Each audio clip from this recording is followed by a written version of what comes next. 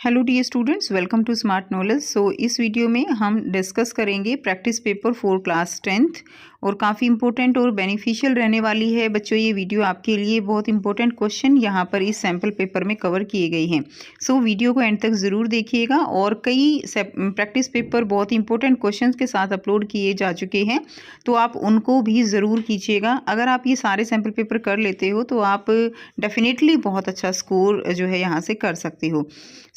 Now let's start.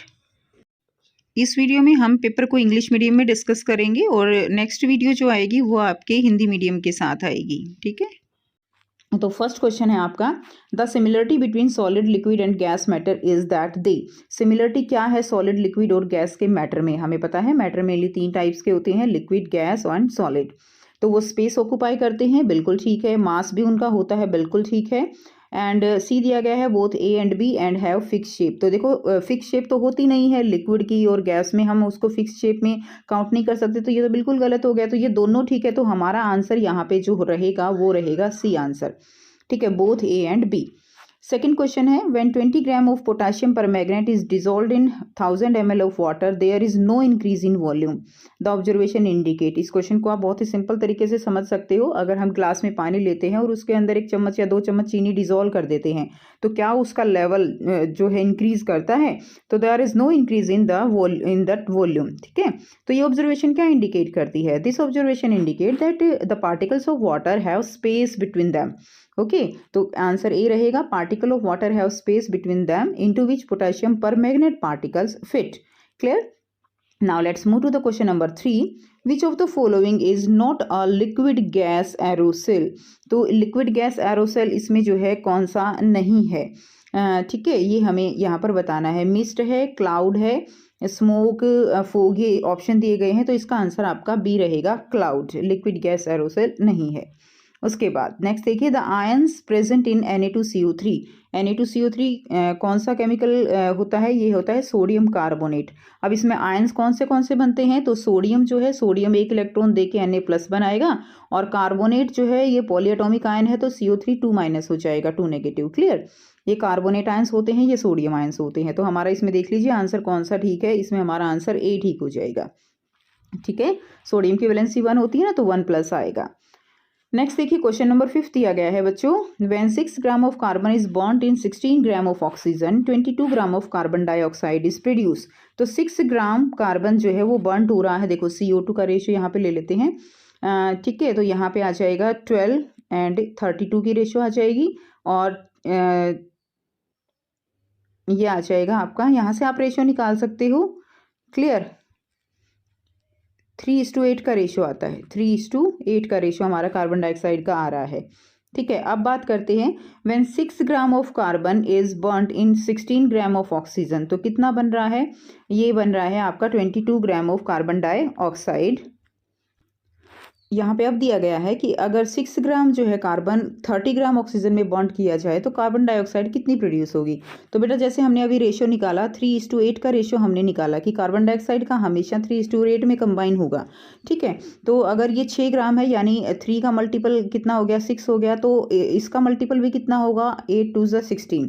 तो हमेशा याद रखना कि इसी मल्टीपल में जो है कोई भी इस तरह से रिएक्टेंट जो है वो कंबाइन करते हैं। ठीक है, तो 6 ग्राम जो कार्बन है वो हमेशा 16 ग्राम ऑक्सीजन के साथ ही क्या करेगा? रिएक्ट करेगा। तो जितना यहाँ पे इंक्रीज होगा उतने ही मल्टीपल के साथ यहाँ इंक्रीज होगा, यानी रेशियो हमेशा 3:8 की ही रहने वाली है। अब यहाँ पे कहा जा रहा है कि कार्बन तो 6 ग्राम ही है, लेकिन कार्बन जो है वो अब ऑक्सीजन बढ़ा दी गई है, 22 ग्राम की जगह कितनी कर दी गई? 30 ग्राम। अब कितना कार्बन डाइऑक्साइड प्रोड्यूस होगा? तो बहुत सिंपल सी बात है कि अगर हमारे पास कार्बन तो 6 ग्राम ही है ना, और उसके मल्टीपल में 8 ग्राम से ही वो क्या करेगा? वो रिएक्ट करेगा। अब एक्स्ट्रा चाहे कितना भी हो वो अनरिएक्टेड रह जाएगा। ठीक है, सो इसका आंसर यहाँ पे क्या हो जाएगा? इसका आंसर यहाँ पे 22 ग्राम ही हो जाएगा, और बाकी 22 के बाद कितनी बची? 8 ग्राम, वो अनरिएक्टेड रह जाएगी, तो आंसर हमारा 22 ग्राम ही आएगा। नेक्स्ट देखिए क्वेश्चन नंबर 6 है, which of the following statement is incorrect about the structure of an atom. कौन सी स्टेटमेंट यहाँ पर इनकरेक्ट है। The atom is an indivisible particle, the atom as a whole is neutral and the whole mass of an atom is concentrated in the nucleus. तो देखिए यहाँ पे atom individual particle नहीं है, ये हमारी स्टेटमेंट क्या है, इनकरेक्ट है।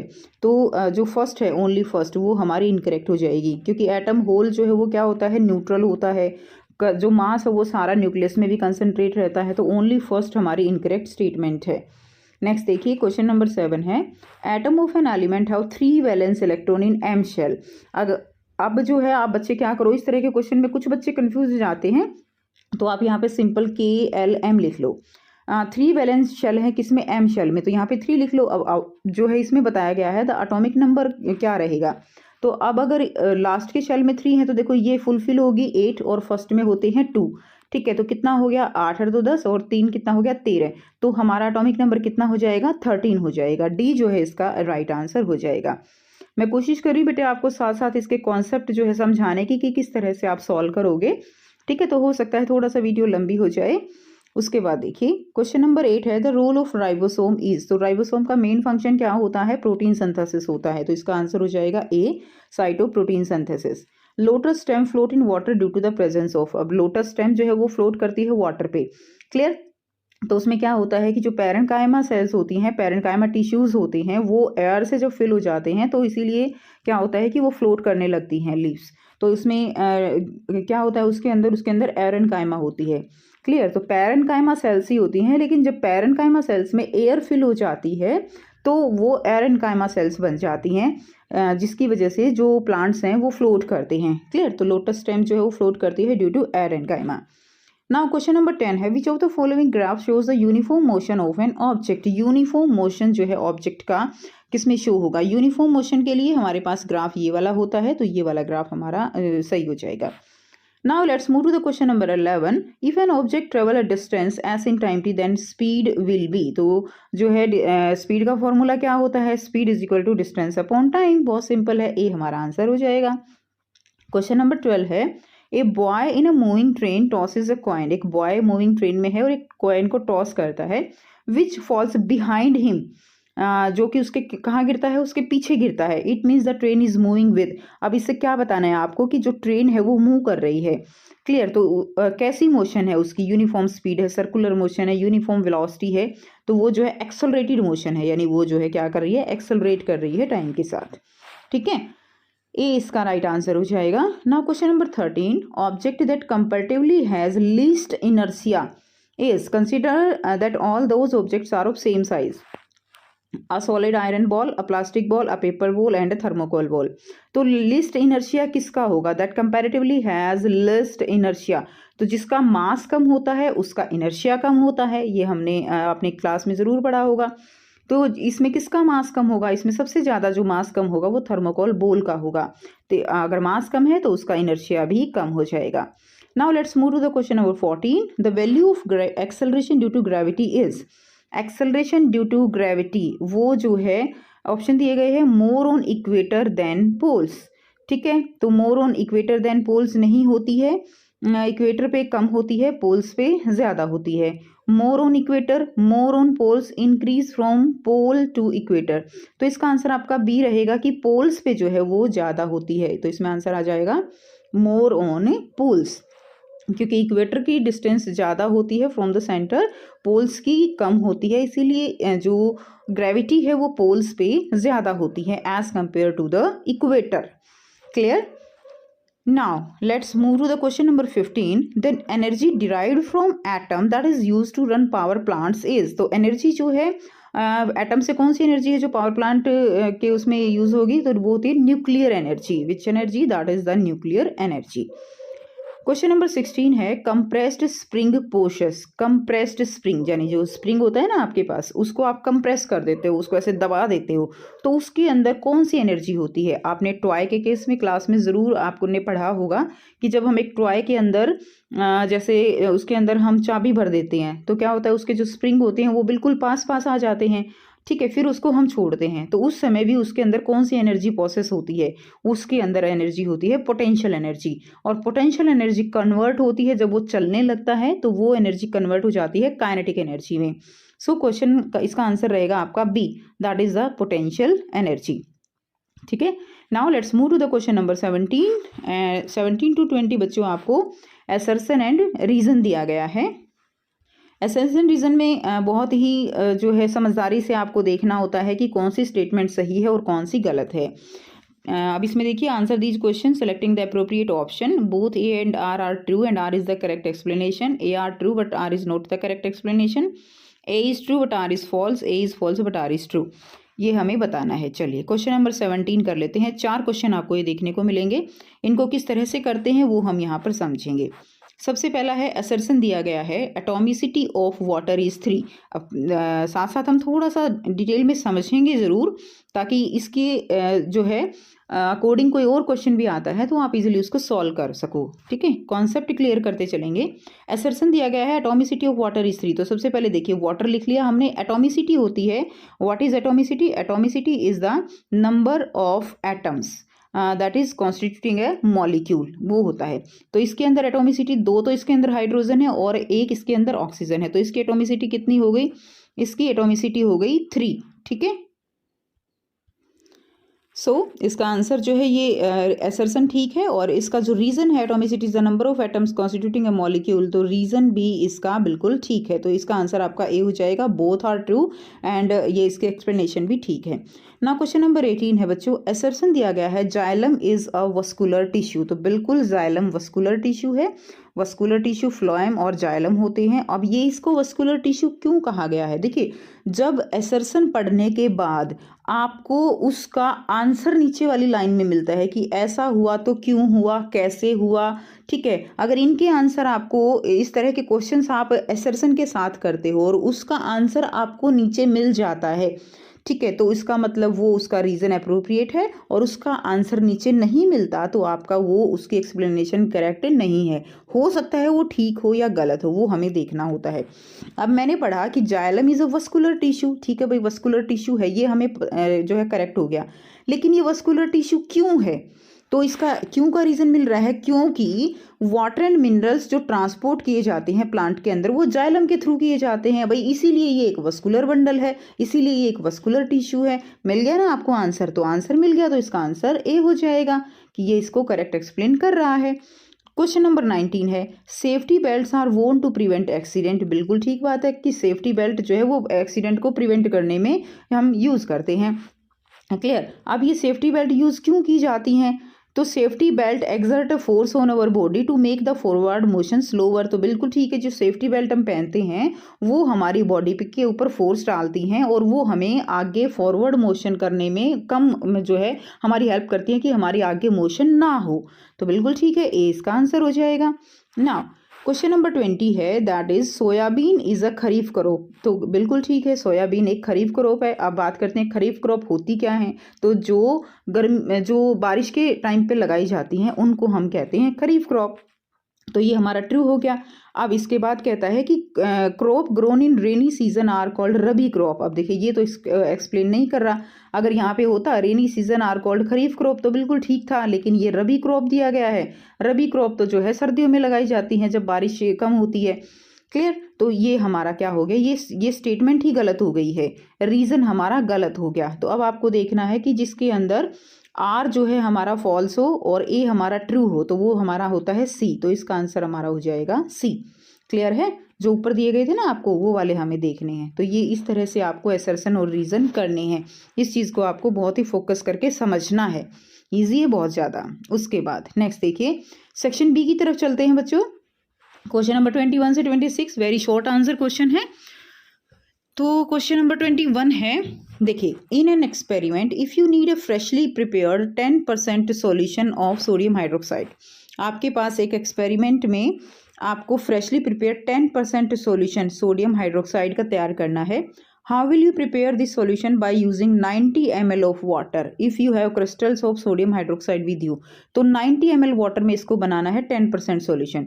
तो बच्चों हम सिंपल क्या करेंगे, 90 ml वाटर लेंगे, उसमें 10 ग्राम सोडियम हाइड्रोक्साइड हम वे करेंगे। ठीक है, उसका वेट करके और इस 90 ml वाटर के अंदर उसको मिक्स कर देंगे तो हमारे पास 10% सॉल्यूशन बन जाएगा सोडियम हाइड्रोक्साइड का। तो देख लेते हैं इसको। तो यहाँ से इस तरह से आप इसका आंसर लिखेंगे। To prepare 10% of sodium hydroxide solution you will need 90 ml of deionized water and 10 gram of sodium hydroxide. Begin by measuring out 90 ml of deionized water and adding to a clean container, then weigh out 10 gram sodium hydroxide and add to the container with the deionized water. deionized water मतलब कि distilled water, ठीक है। तो इस तरह से आप इसका आंसर लिख देंगे। नेक्स्ट देखिए क्वेश्चन नंबर 22 है, write name of two each unicellular and multicellular organism. बहुत इजी है बच्चों। यूनिसेलुलर आप लिख देंगे अमीबा एंड पैरामीशियम, मल्टीसेलुलर है ह्यूमन बीइंग, डॉग, ठीक है। प्लांट्स हैं, प्लांट्स तो जो है, चलो ऑर्गेनिज्म लिखना है तो ह्यूमन बीइंग है, डॉग है, वो आप लिख सकते हो। तो यहाँ से आप लिख देंगे amoeba, paramecium, yeast, all are example of unicellular and a few example of multicellular हो जाएंगे human being, plants, animals, birds, insects. ये जो है मल्टीसेलुलर का एग्जाम्पल हो जाएगा। नाउ क्वेश्चन नंबर 23 है, blood is important connective tissue, why. So blood जो है 2 नंबर का क्वेश्चन है, तो सिंपल, बहुत ज़्यादा एक्सप्लेन करने की नीड नहीं है। तो blood is considered a specialised connective tissue as it connect all the system of the body and transport oxygen, nutrient and waste, ठीक है। तो ब्लड जो है वो सारे सिस्टम को कनेक्ट करता है और ऑक्सीजन, न्यूट्रिएंट, वेस्ट सबको जो है अपनी प्रॉपर पोजिशन पे पहुँचाता है blood. Clear? So it is a connective tissue. Now question number 24 है, a boy threw a ball weighing 400 gram in vertical upward with the initial velocity of 10 meter per second। बहुत ध्यान से समझना है बच्चों। एक बच्चा जो है वो बॉल को जो कि बॉल का मास कितना है 400 ग्राम है और ऊपर की डायरेक्शन में उसको फेंकता है। इनिशियल वेलोसिटी यानी यू यहाँ पे दे रखी है 10 मीटर पर सेकेंड। आपको फाइनल मोमेंटम निकालना है। P इज इक्वल टू क्या होता है, P is equal to momentum है तो P is equal to mv, ये वाला फॉर्मूला लगा देंगे। And find its momentum at the highest point of its flight. Highest point पे कितना होगा वो बताना है। तो हाईएस्ट पॉइंट पे वेलोसिटी 0 हो जाएगी। एक पॉइंट ऐसा आएगा ना जब उसकी वेलोसिटी 0 है तो निकालना है। सो यहाँ से आप कुछ इस तरह से आंसर कर लेंगे। To find the initial momentum we use the formula mass into velocity. Mass कितना है 400 ग्राम, विच इज़ हम इसको किलोग्राम में चेंज करेंगे तो 0.4 हो जाएगा। इनिशियल वेलोसिटी है इतनी, तो इनिशियल मोमेंटम कितना हो जाएगा 4 किलोग्राम मीटर पर सेकेंड, ठीक है। 4 किलोग्राम जो है मिनट पर सेकेंड, ये आ जाएगा इसका मिनट होगा। और हाईएस्ट पॉइंट फ्लाइट पे क्या होगा, बॉल जो है वो स्टॉप हो जाएगी before coming back down. Since the velocity is 0 तो मोमेंटम भी क्या हो जाएगा उस पॉइंट पे 0 हो जाएगा। उसके बाद नेक्स्ट क्वेश्चन दिया गया है, question number 25, draw diagram to represent two sound wave that has same amplitude but different frequency. यानी एम्पलीट्यूड सेम होना चाहिए। एम्पलीट्यूड क्या है, एम्पलीट्यूड होता है कि कितनी हाईएस्ट पीक जो है मीन पोजीशन से जाती है, ये एम्पलीट्यूड है। क्लियर? और फ्रीक्वेंसी क्या होती है कि फ्रीक्वेंसी हम कुछ इस तरह से दिखा सकते हैं ना कि कितनी जो है ये चेंज हो रही है इस तरह से। तो ये वाला डायग्राम हम ड्रॉ करेंगे। ये एम्पलीट्यूड है, इसमें आप देख सकते हो कि ठीक है दोनों का एम्पलीट्यूड जो है यहाँ पे क्या है बच्चों, एम्पलीट्यूड दोनों का ही सेम है। क्लियर? लेकिन फ्रीक्वेंसी ये इसकी फ्रीक्वेंसी ये क्या है, ये ज़्यादा है और यहाँ पे फ्रीक्वेंसी जो है वो कम है। एम्पलीट्यूड लाउडनेस को बताएगा, फ्रीक्वेंसी पिच को डिनोट करती है कि पिच कैसी होगी। Now next question number 26, list 4 water resources available that are used for irrigation purpose in India। यहाँ से आंसर करेंगे, there are 4 main sources of surface water, these are river, lakes, pond and tanks। तो major sources लिखने थे हमें, तो ये आप लिख देंगे। चाहो तो आप एक एक लाइन में इनको एक्सप्लेन भी कर सकते हो, नहीं तो ये सफिशियंट है। नाउ सेक्शन सी है, क्वेश्चन नंबर 27 से 33 जो है वो आपके शॉर्ट आंसर टाइप रहेंगे। क्वेश्चन नंबर 27 है, what is the function of vacuole in plant. Plant में वैक्यूल का फंक्शन क्या है, अमीबा में उसका फंक्शन क्या है, and which cell organelle is known as suicide bag of a cell. तो ये तो बहुत अच्छे से जानते हो, कौन सी सेल ऑर्गेनली सुसाइडल बैग है वो लाइसोसोम होती है। तो बेटा यहाँ से आंसर कर लेंगे, vacuole in plant store SAP and food. तो वैक्यूल जो प्लांट में होते हैं वो सैप स्टोर करते हैं, फूड स्टोर करते हैं, जबकि जो वैक्यूल है अमीबा में it help in digestion and excretion. और बी का आंसर आपका लाइसोसोम हो जाएगा। नाउ नेक्स्ट है question number 28, name any 3 epithelial tissue and their location in animals. 3 epithelial tissue के नाम बताने हैं और उनकी लोकेशन बतानी है। यहाँ से आंसर करेंगे, फर्स्ट है squamous epithelium, found in the lining of blood vessels, alveoli of the lungs and the outer layer of the skin.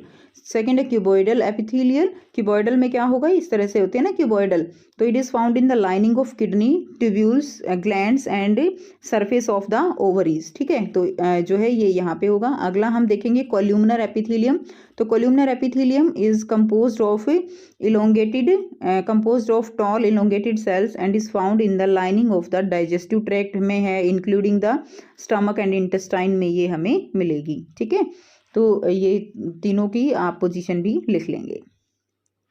Now question number 29 है, a student start moving a path along the boundary of a square garden. तो बच्चों garden कैसा है, एक square garden है, clear, and they took 40 second to, और हर एक उस गार्डन की जो साइड है वो कितनी है, 10 मीटर की, यानी एक साइड कितने की है, एक साइड है उसकी 10 मीटर की। They took 40 second to cover path 10 metre path, and what will be the magnitude of distance and displacement of the student at the end of 2 minute 20 second, यानी 2 मिनट और 20 second, यानी 2 minute में कितनी second हो गई, 120 plus 20 जो है 140। तो 140 सेकेंड में वो जितनी डिस्टेंस ट्रेवल करेगा वो बतानी है, और उस समय उसकी डिस्प्लेसमेंट क्या होगी वो बतानी है, और आपको स्पीड भी बतानी है। ठीक है, कि उसकी स्पीड क्या होगी। तो ये करते हैं इसका आंसर।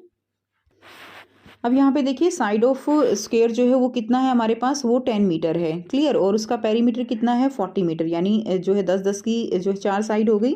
और टाइम टेकन, यानी चारों साइड को टाइम जो है जितने टाइम में वो कवर कर रहा है दैट इज़ द 40 सेकेंड।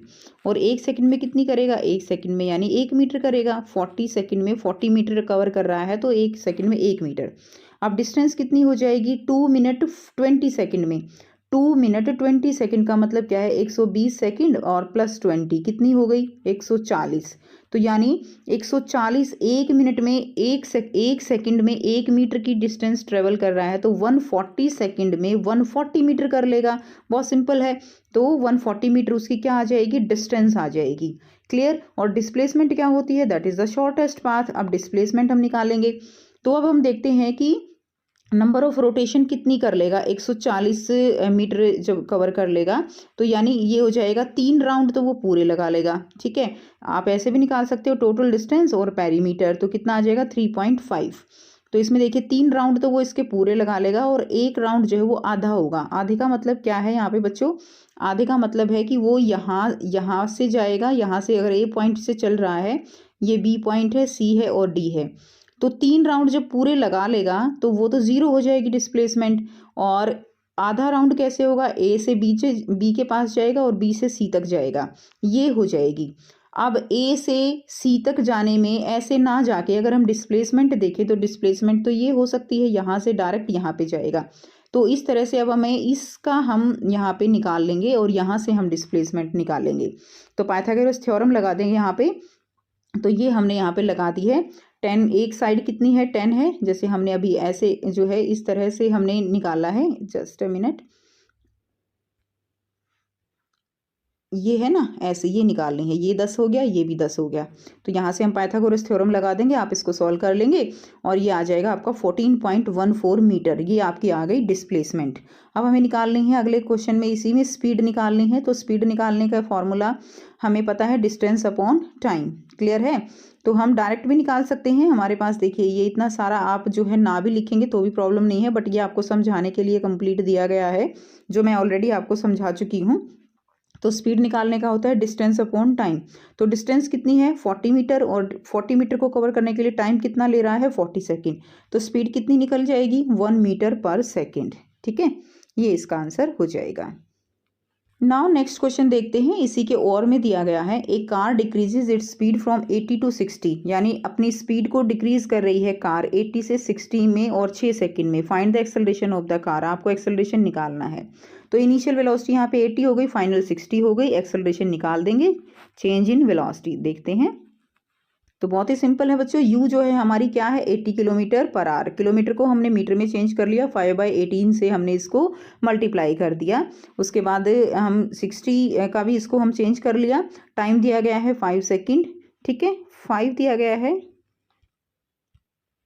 तो बेटा आपके क्वेश्चन में ना 5 दिया गया है, 6 दिया गया है, मैंने यहाँ पे 5 लिखा है, तो आप इसको जो है 6 के अकॉर्डिंग कीजिएगा। तो आपका यहाँ से इस तरह से कीजिएगा, -22.22 आ जाएगा और डिवाइडेड बाय 5 की जगह यहाँ पे 6 करके तब इसका आंसर निकालिएगा। जो आंसर आएगा वो आपका एक्सेलरेशन हो जाएगा। कोई मैटर नहीं करता, 5 की जगह बस 6 आ जाएगा और आंसर आपका यहाँ से एक्सेलरेशन निकल जाएगा। ठीक है, उसके बाद नेक्स्ट देखिए, ये देखिए यहाँ पे जो है ना 6 दिया गया है। क्वेश्चन नंबर 30 है, right 3 uses of multiple reflection of sound. Multiple reflection के 3 यूज क्या हैं वो बताने हैं। तो ये इसके यूज हो जाएंगे। Echolocation, multiple reflection of sound waves are used by animals like bats and dolphin to navigate and locate object in their surrounding. तो वो जो है मल्टीपल रिफ्लेक्शन से ही पता लगा पाती हैं। नेक्स्ट है architectural design, multiple reflection of sound are utilised in the design of concert hall, auditorium and theatre to enhance acoustics. Next है सोनार सिस्टम, तो सोनार टेक्नोलॉजी यूज होती है मल्टीपल रिफ्लेक्शन के कारण, that is in water to detect and locate underground object. उनको पता लगाने में इस टेक्निक का यूज किया जाता है। इसके अलावा स्टेथोस्कोप जो डॉक्टर यूज करते हैं, ठीक है, उसमें इसका यूज किया जाता है। नेक्स्ट देखिए क्वेश्चन नंबर 30 का और दिया गया है, a boy clapped his hand near a cliff. एक बॉय जो है वो क्लिफ यानी जो पहाड़ की चोटी होती है वहां पे एक क्लैपिंग करता है, and hear the echo after 6 second, और 6 सेकेंड के बाद उसको वो आवाज वापस सुनाई देती है, echo. What is the distance of the cliff from the boy if the speed of sound is v is taken as 346 metre per second. तो आपको बताना है कि डिस्टेंस क्या है बॉय से क्लिफ की। ठीक है, अगर उसकी स्पीड जो है वो कितनी हो, 346 मीटर पर सेकेंड, तो इको कब आती है, टकराने के बाद इको आती है। क्लियर, यानी ये डबल हो जाएगा, उसका हम हाफ कर लेंगे। आइए करते हैं, अगला क्वेश्चन भी देख लेते हैं। What is reverberation of sound.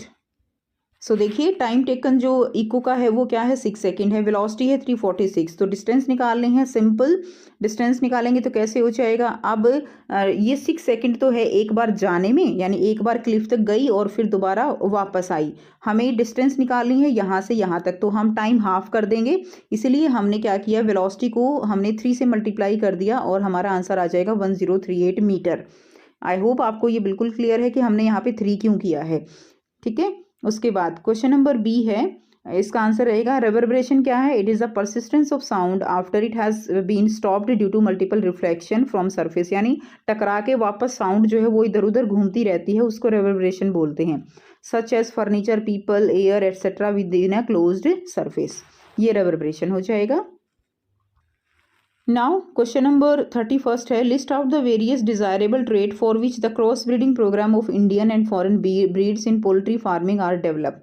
कौन सी ऐसी मेन पॉइंट्स हैं जिनकी वजह से जो हमें डिजायरेबल ट्रेट्स चाहिए, जिसकी वजह से डेवलपिंग होती है पोल्ट्री फार्मिंग में।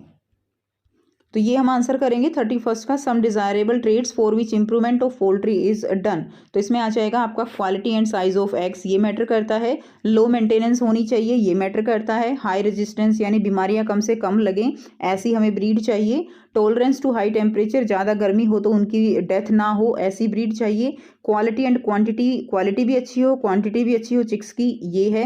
And ability to utilise cheaper diet produced from agriculture waste. तो एग्रीकल्चर वेस्ट से जो सस्ती डाइट होती है, यानी जिस भी तरह का जो एग्रीकल्चर से हमें मिलता है, क्लियर, उसको यूटिलाइज करने के लिए वो जो है सूटेबल हो। तो ये हमारे डिजायरेबल ट्रेट्स हैं।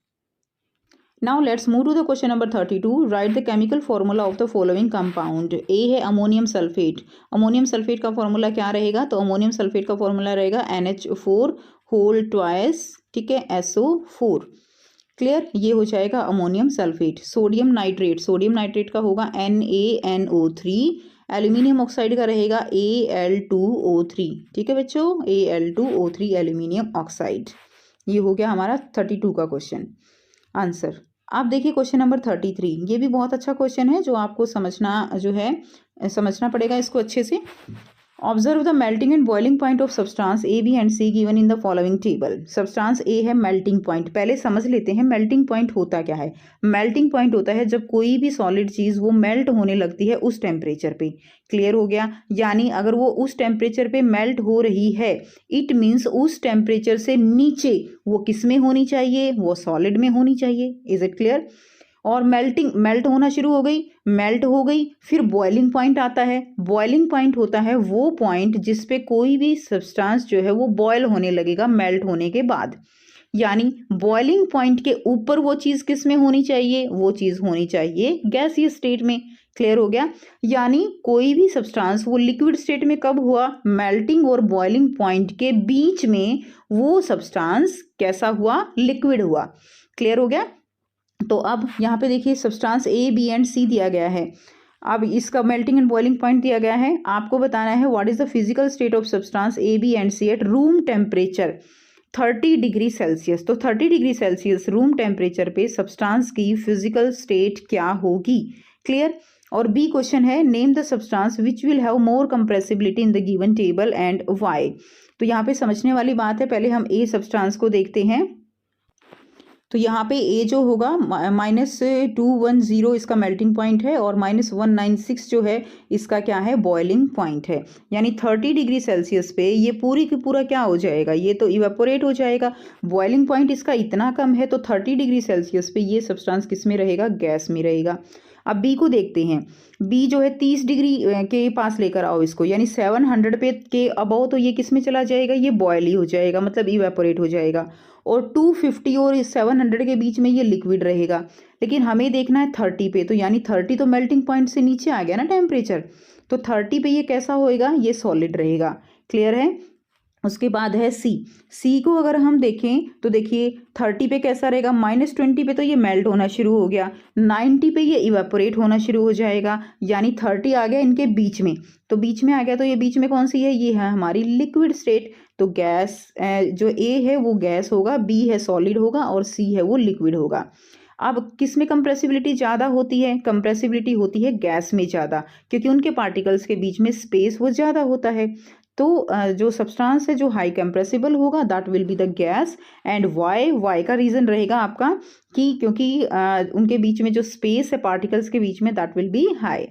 ठीक है, तो ये आपका आंसर यहाँ पे जो है कंप्रेसिबिलिटी का आ जाएगा यहाँ पे ए। And why? Because there are more space present in the molecules of the gas.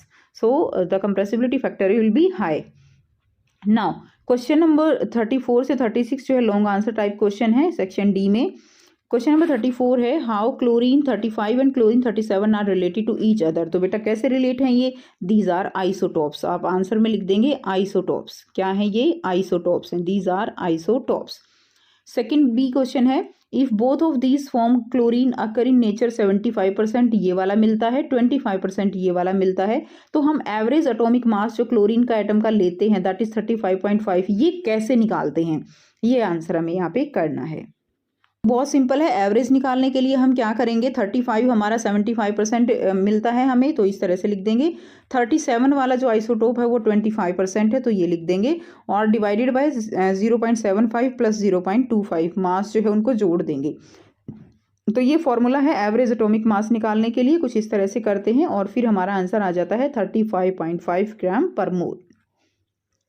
उसके बाद इसी में दिया गया है draw a label schematic atomic structure of chlorine atom having Z17। तो क्लोरीन एटम का एटॉमिक स्ट्रक्चर हमें ड्रॉ करना है, तो बहुत सिंपल है। हम इसको सबसे पहले हम Z हमारा कितना दिया गया है 17, इसको हम KLM शेल में डिवाइड कर लेंगे। KLM K में 2 है, इसमें 8 है और इसमें 7 हो जाएंगे। अब सिंपल हम स्ट्रक्चर ड्रॉ करेंगे तो ये हमारे इसमें 2 इसमें हो जाएंगे। सेकंड L शेल है उसके अंदर हमारे 8 हो जाएंगे, तो बच्चों इसमें आप 8 लगा देंगे। और M शेल जो है उसके अंदर कितने हो जाएंगे, 7 इलेक्ट्रॉन हो जाएंगे। ठीक है, 1 2 3 4 5 6, एक और लगा देते हैं 7, ये हो गए 7। क्लियर। तो इस तरह से आपको जो है किसी भी एटॉमिक स्ट्रक्चर को आप ड्रॉ कर सकते हो, ये आंसर आ जाएगा। Now let's move to the question number 34 और distinguish between the properties of electron, proton and neutron with respect to position, charge and mass।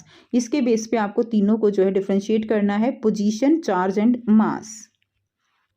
तो देखिए पोजीशन, चार्ज एंड मास का हम यहाँ से देख लेंगे। पोजीशन का मतलब उसकी क्या है, लोकेशन। तो इसमें दिया गया है डिस्कवरी दी गई है, साथ में ये भी इंपॉर्टेंट है, आप जरूर यहाँ से कीजिएगा। मास दिया गया है, इलेक्ट्रॉन का मास है 9.109 इंटू 10⁻⁻31, प्रोटॉन का 1.6 इंटू 10⁻⁻27 और न्यूट्रॉन का भी 1.67 इंटू 10⁻⁻27। चार्ज है आपको पता है इलेक्ट्रॉन पे माइनस होता है, प्रोटॉन पे प्लस और न्यूट्रॉन पे जीरो।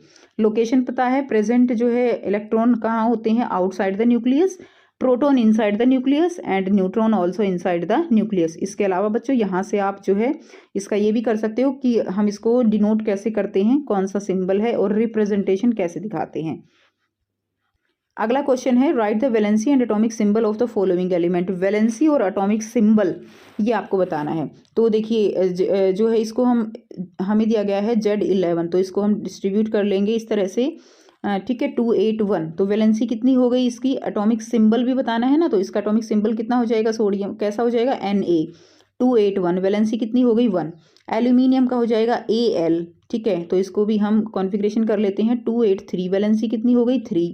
पोटाशियम का होता है K, 19 है ना, तो 2881 वैलेंसी कितनी हो गई 1। कैल्शियम है Ca 2288 और 2 वैलेंसी कितनी हो गई 2। तो 4 से नीचे वैलेंसी जो है वो वही रहती है, जितने नंबर ऑफ आउटर इलेक्ट्रॉन अगर 4 से नीचे हैं तो वैलेंसी वही रहेगी।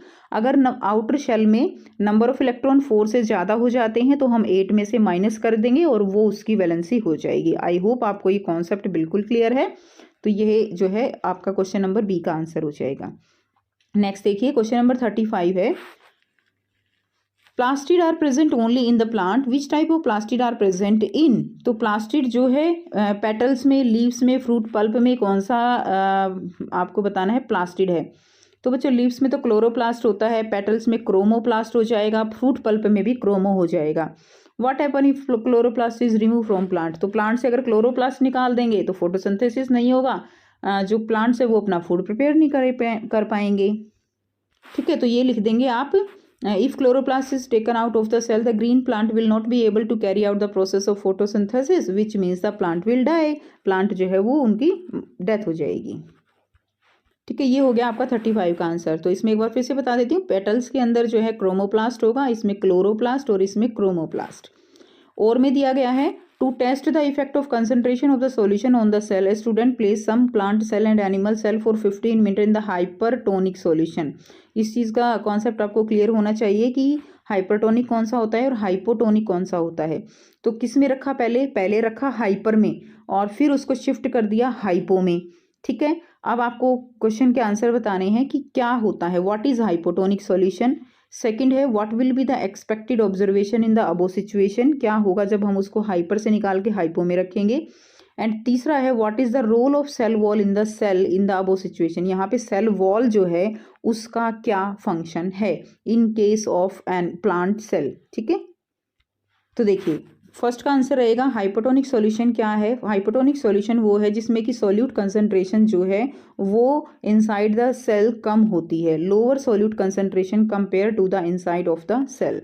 सेकेंड है कि सिचुएशन में क्या होगा, तो you will expect the cells to swell और gain water as they move from hypertonic to hypotonic.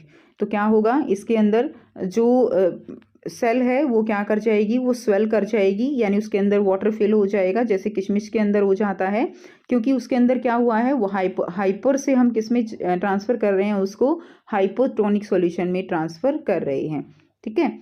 उसके बाद सेल वॉल का फंक्शन क्या है, the cell wall provide structural support to plant cell, structural support देती है, preventing them from bursting in a hypotonic solution by exerting pressure against the incoming water. तो जो cell है वो जब उसके अंदर पानी भरता है तो सेल वॉल के कारण ही वो ब्रस्ट नहीं होती, वो फटती नहीं है। And animal cells lack a cell wall, animal cell में सेल वॉल नहीं होती है, so they may undergo osmotic lysis in a hypotonic environment, इसलिए वो क्या हो जाती हैं, वो फट जाती हैं, ठीक है। Now question number 36 is explain universal law of gravitation, also write its mathematical expression। तो universal law of gravitation क्या है इसके बारे में हम देखेंगे। और आगे दिया गया है बी इसी का part, write 3 importance of this law, ठीक है। So what is universal law of gravitation? The universal law of gravitation states that every object in the universe attract and other object with a force whose magnitude is directly proportional to the product of their masses and inversely proportional to the square of the distance between them. ये हो जाएगा universal law of gravitation की statement. And this law can be expressed mathematically as F is equal to G M one M two upon R square. G क्या है यहाँ पे, capital G is the gravitational constant, m1 m2 are the masses of the object and r is the distance between them. r क्या है यहाँ पे, distance है उनके बीच की। ठीक है, अब इंपॉर्टेंस बतानी है आपको, what is the importance of universal law of gravitation. तो it explain the motion of planet around the sun, it help in determining the trajectory of astronomical bodies and to predict their motion. And third one is it also explain the motion of water in the ocean, river etc. ये आपका answer हो जाएगा। Next देखते हैं, इसी में और में क्वेश्चन दिया गया है, you have to give reason why carry a bag with broader strap is easy than a thin strap bag. Second है why sharp knife cut easy in comparison with a blunt knife. ठीक है, हम sharp knife से easily काट पाते हैं, क्यों। And camel can run easily in desert easily. ठीक है, डेजर्ट में इजीली चल पाता है कैमल, क्यों।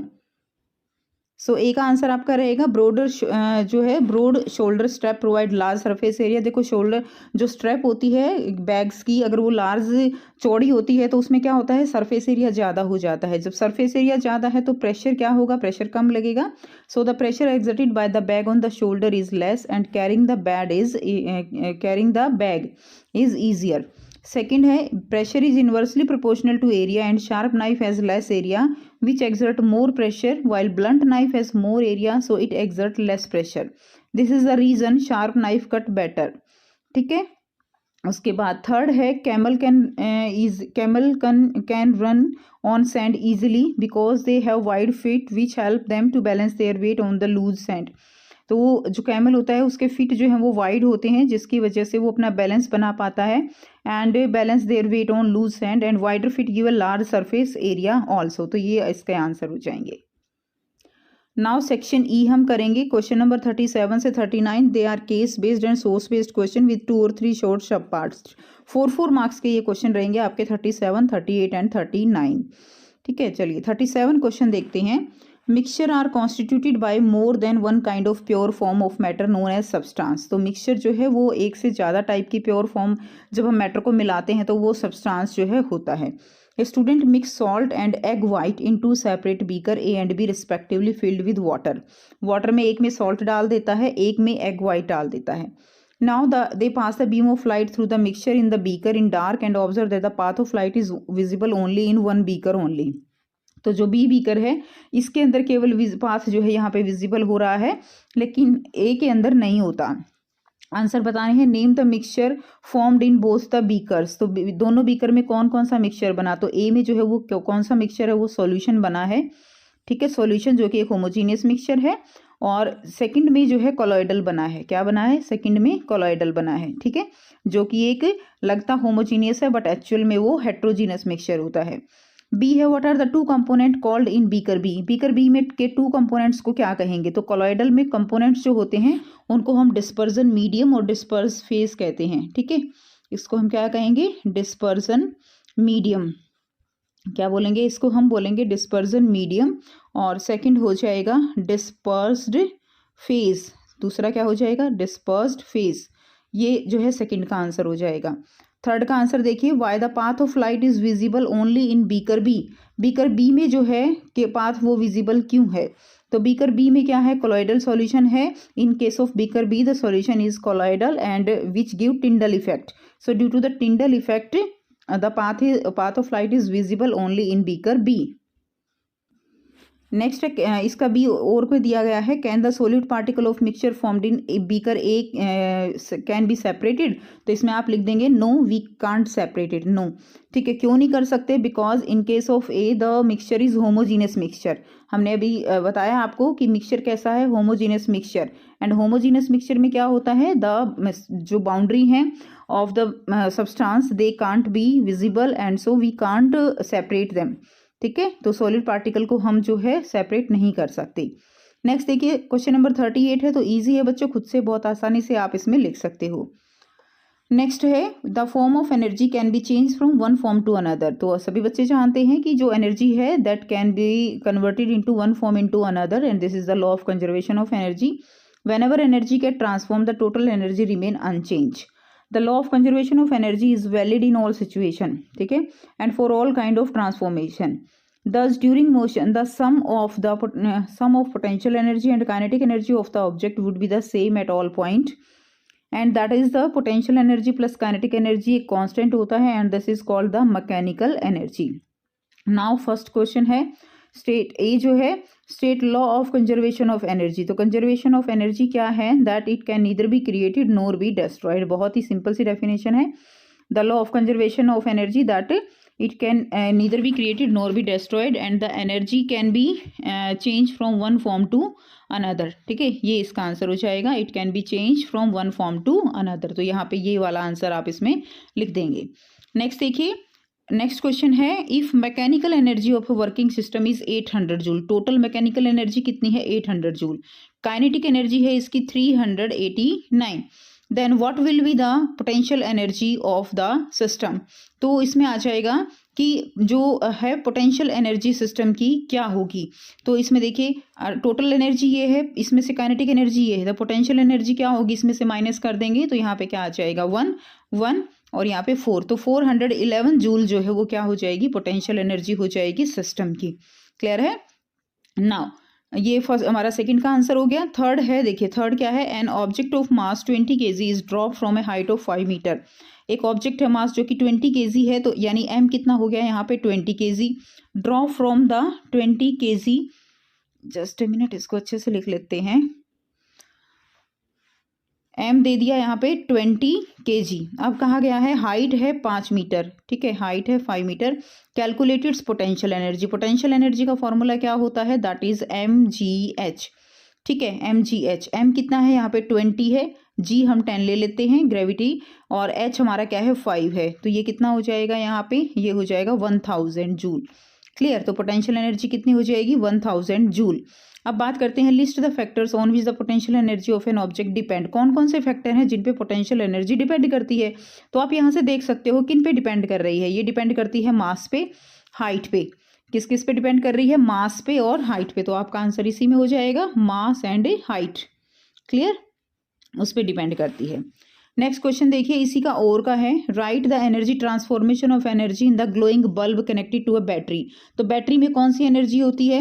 Glowing bulb connected to a battery. Battery में होती है केमिकल एनर्जी. ठीक है, तो इसके अंदर कौन सी एनर्जी कन्वर्ट हो रही है? केमिकल एनर्जी जो है वो किस में कन्वर्ट हो रही है? वो हो रही है लाइट एनर्जी के अंदर. बल्ब ग्लो कर रहा है ना, तो केमिकल एनर्जी लाइट एनर्जी के अंदर कन्वर्ट हो रही है. ठीक है, लाइट एनर्जी प्लस हीट लिख सकते हो, हीट एनर्जी, क्योंकि वो गर्म भी होता है ना, तो light energy plus heat energy. उसके बाद नेक्स्ट देखिए, क्वेश्चन नंबर 39 है. A student observe 3 permanent slide. 3 permanent slide हैं A, B and C. Muscles tissue under the microscope as shown below. Observe these and answer the following question. ये आपको बताना है.